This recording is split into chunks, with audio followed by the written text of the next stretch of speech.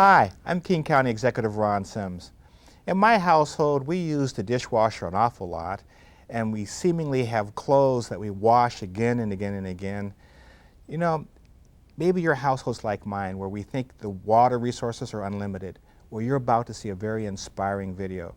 A video that will tell us that water is a limited and fragile resource that we need to protect. It is part of our program, H2O, Hope for the Future, because we believe that you can make a difference if you use water smartly. Because of your individual actions, we can have enough water for fish and people. So please enjoy this video.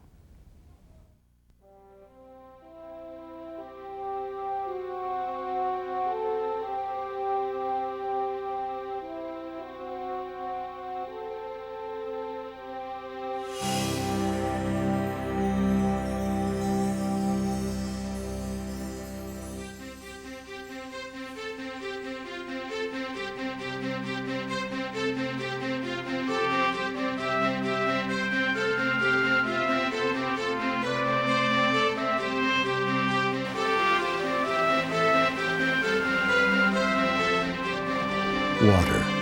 It is the lifeline of all living creatures. This life-giving resource falls from sky to earth, and with that landing begins a never-ending cycle. Each drop evaporates or begins a downstream journey from mountaintops and hillsides through wetlands, lakes, and rivers, eventually flowing into Puget Sound and the ocean. There, the drop evaporates, forms clouds, and falls again. But water is not only a precious resource, it is a limited resource. The water we currently have on this planet is all we ever have had, and all we ever will have. 97% of the Earth's water is contained in our oceans. Another 2% is frozen. That leaves only 1% that is fresh and available. We get all the water we use from that remaining 1%. It just keeps getting used over and over again in a never-ending cycle. The water from your faucet could very well contain molecules that dinosaurs drank.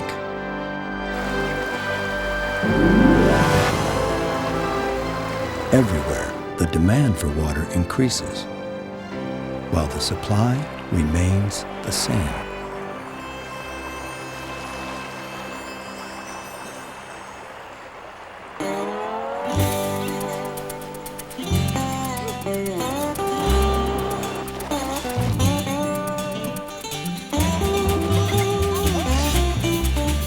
No matter where we live, we are all part of an incredible watershed story. A watershed can be as small as a few hundred acres, or it can encompass thousands of square miles. And no matter where we live in the watershed, we all live downstream from somebody else. This lake was nothing like this 40 years ago, and today it is in excellent, excellent condition. Pam Bissonnette is director of the King County Department of Natural Resources. She is a scientist who has a keen interest in watersheds. Well, a watershed is like a great big sink. If you take a drop of water, drop it anywhere around that sink, it'll eventually go to a single point, which is the drain. And so a watershed is like that. If you take a raindrop and it drops at any point in that watershed, it will eventually flow to a single point, the drain, and discharge either into a lake like this or eventually into Puget Sound.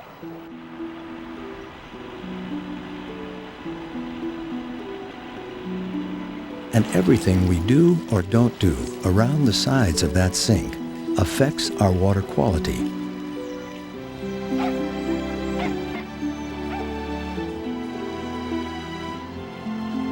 It also affects the rate at which the water flows.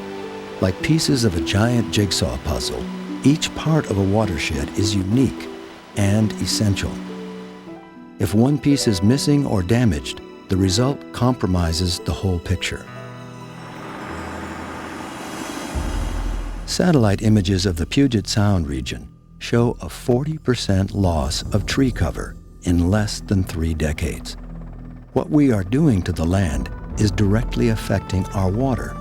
Every time we lay concrete and asphalt, build a house, or clear a forest, our watersheds are changed forever. There isn't any more of it. People talk about buy land, there's no more land. Well, there's no more water either. We as a society and as a people need to decide how we're going to use this resource. In the past, it has seemed abundant because there was very few of us compared to the amount of water. Well, now that balance is being reversed, particularly when you take into account our lifestyle.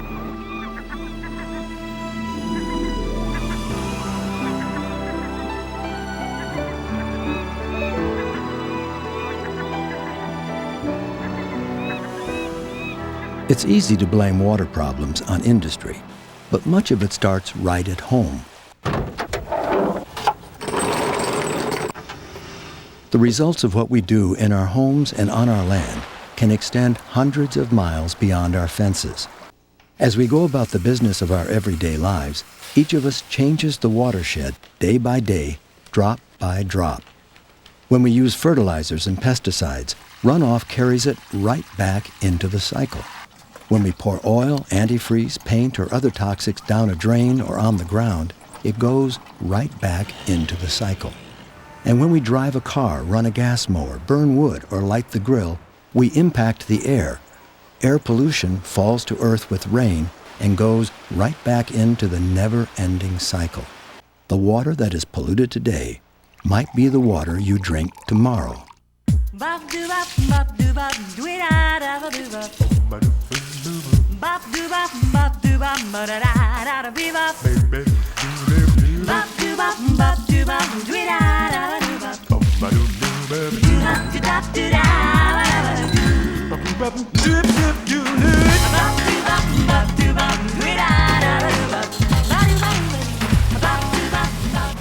The amount of water we use also comes into play. Research shows that every day, each of us makes over 30 decisions about how we're going to use the water that we have. I think we're at a crossroads because I think we're at that point. We have taken already for urban needs so much water out of our watersheds that as growth occurs, there really isn't any more that they can give. We need to make some value choices about whether green lawns are more important than salmon, whether use of garbage disposals is more important than a beautiful, pristine lake out here.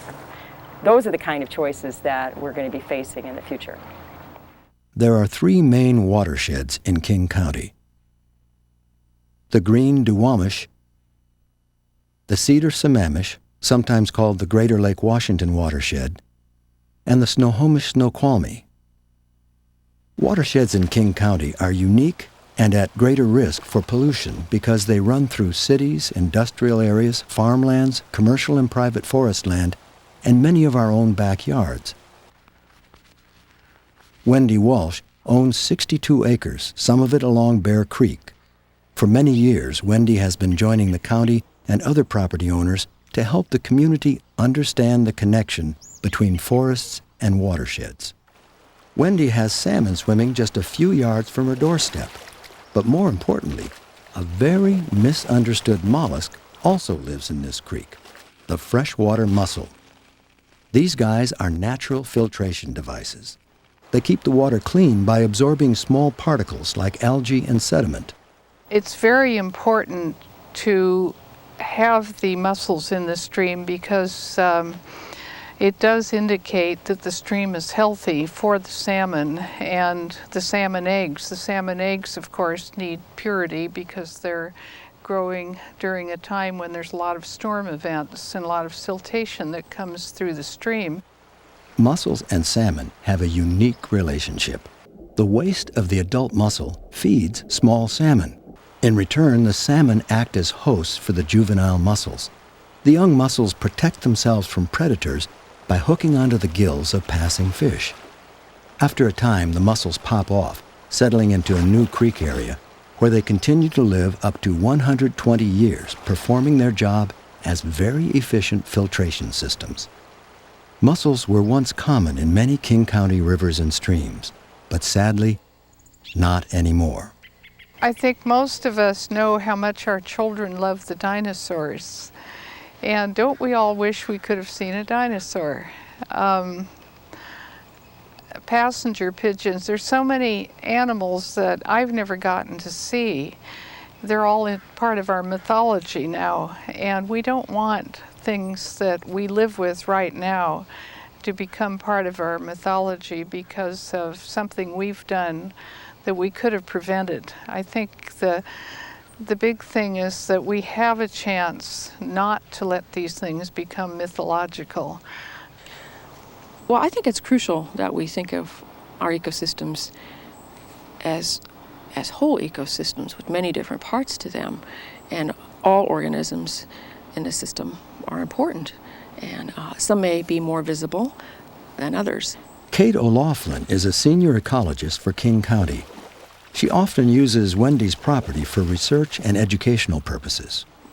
I guess one can think about an ecosystem perhaps like a spider web, and that the spider web is full of many parts, and that you can pull a part away and the web is still intact. But once you start getting to this level where you pull a few parts away, it starts to fall apart and disintegrate, and then it's not a web anymore. It's just a few pieces here and there. So thinking about ecosystems that way is, I guess, how I like to think about it, and you have to be careful with all the parts. One of the parts of a watershed that might seem unimportant are the murky, swampy places where slimy creatures hide out. But nothing could be further from the truth. Our quickly disappearing wetlands are the workhorses of the system, serving vital ecological roles that maintain the environmental health of the entire watershed.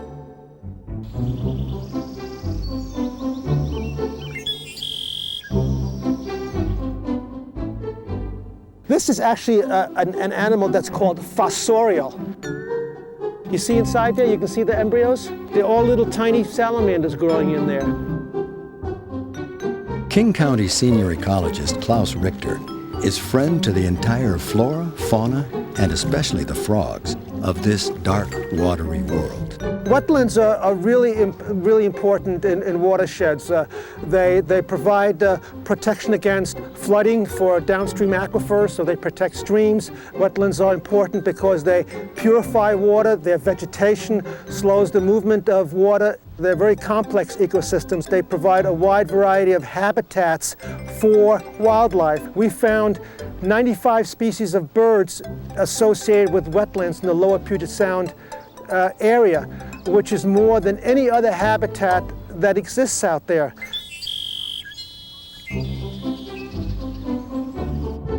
While many of us worry about the long-term effects of chemical pollution to our watersheds, there is another form of pollution that is far more subtle: the introduction of non-native species. This eastern bullfrog was introduced to our area by the restaurant and pet trade, and by teachers and students who thought they were doing a good deed by freeing their class experiment before summer vacation. Now this bully is devouring our native species, upsetting the natural balance of wetlands and watersheds.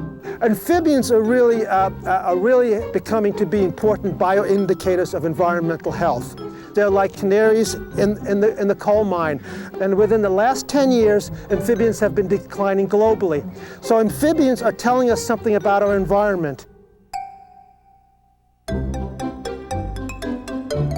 My job is really very exciting in the sense that I get a chance to go outside. I get a chance to do things that I used to do when I was a kid, but now I get paid for them. But the downside, however, is that by studying wetlands and amphibians for such a long time, I sort of come to the conclusion that in most cases, or in many cases, what I'm doing is I'm studying the ecology of extinctions.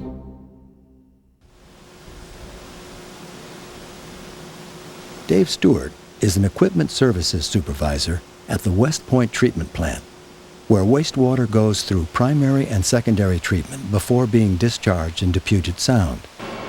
This regional plant processes 125 million gallons of wastewater every day.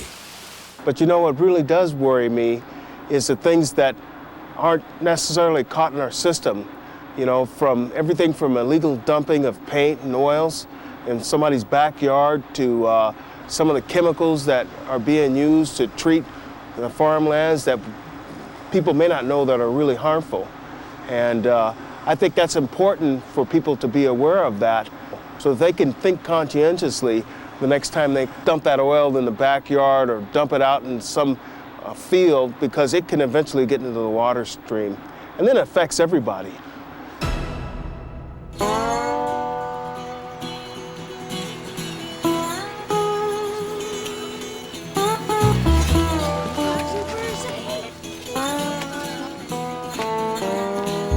Try to get more dirt than straw in the hole. You want to keep the straw on top and the dirt in the hole.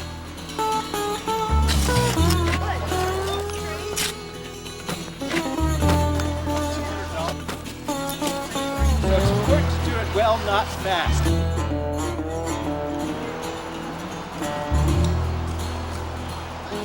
One of the many ways individuals are helping to restore watersheds is by planting native trees and shrubs along the Sammamish and Green rivers.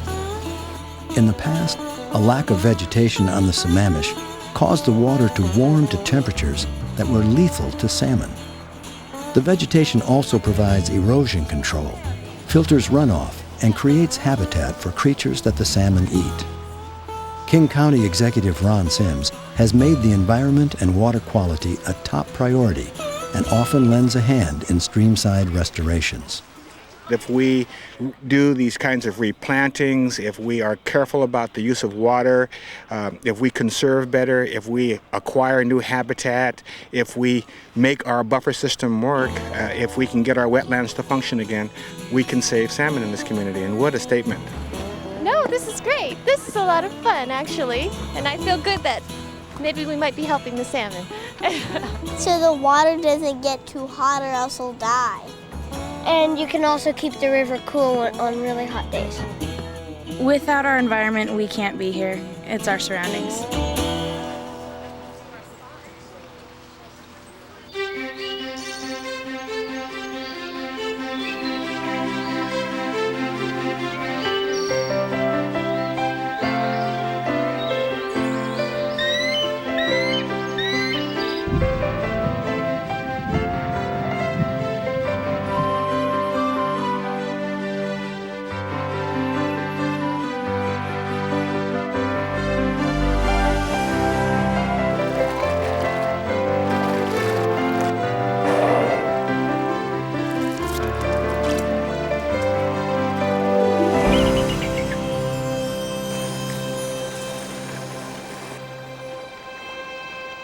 The watershed, the water cycle, and our lives are all connected.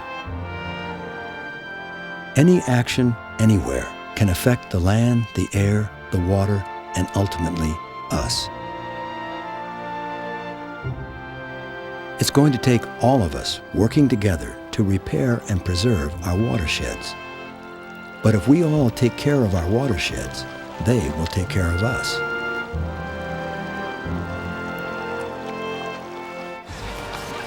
An inch above is good because it'll settle. And what we do to answer this is a great question. Long-term hope for clean water lies in education, while the county, scientists, homeowners, professionals, and volunteers are all working together for the future of our watersheds. Our region is one that values a clean environment, and I think that clean water is paramount for basic life. Everything we do impacts something else, and anyone who lives in a watershed can make a difference in a small way. And each of us, if we take a responsibility for understanding that we're part of a greater system, I think we can begin to work together as a team of community people who care about the watershed. There's no way King County all by itself, without the willing cooperation of other agencies and the citizens that live in the watershed, can protect it. If people understand we all live in this communal sink somewhere. Some of us live on the top, some of us live on the side, some of us live down by the drain. And if we understand how our actions affect what's going down the drain onto the next watershed, there's always a watershed downstream until we get to the ocean. I personally feel that people will take the right actions.